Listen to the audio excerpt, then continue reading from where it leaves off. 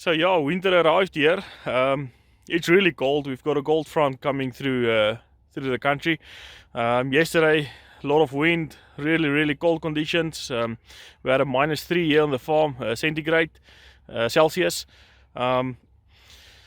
Today, no wind, but it's still cold as hell. Starting to apply lime today. So yeah, hopefully the wind will be quiet so we can apply the lime. But as you can see, it's really cold. Really cold. So I will be checking the density on this lime. This is a calcitic lime that we'll be applying variable rate. We did some grit sampling, 1 hectare grits, and created some prescriptions from that to correct the pH and amend some calcium and the magnesium levels. So yeah, it has to be done. So I'll now take 4 of these scoops. They are 250 milliliters per scoop, because I have to check the density per liter. That's the way that the ag leader system works. So adding 4 scoops to that bucket, and then I'll just weigh it, and I'll repeat that about 7 to 8 times at different places on this heap of lime, and then I'll get the average and use the average from all of them. So just get it on here, turn on the scale.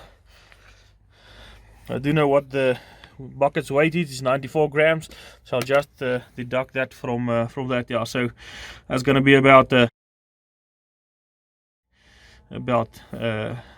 what the density is going to be that I'll use for the calibration. To just set up this lime before we can calibrate. Go to application, shows my configuration. Case Puma with the Radium spreader. Radium spreader is a South African built, local built spreader. I think it's one of the best you can buy. Okay, for calibration purposes, I've got a test field. Now I've got to create a new product. It's application product. This is a fertilizer. It's a user-defined lime.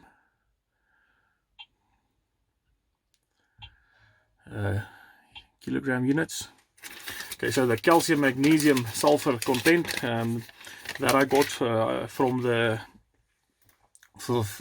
supplier, it's at 23.5. Calcium is a calcitic lime, and the 4.3 magnesium, and it doesn't have any sulfur in. The density that I measured, it's the averages that I took, it's 1162 kilograms per cube.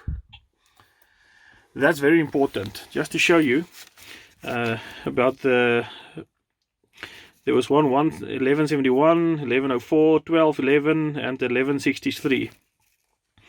So if you only took one, there will be a big difference between 1211 and 1104, which could really affect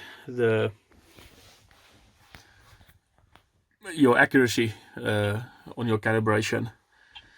So this is a Olifant's precision calcite.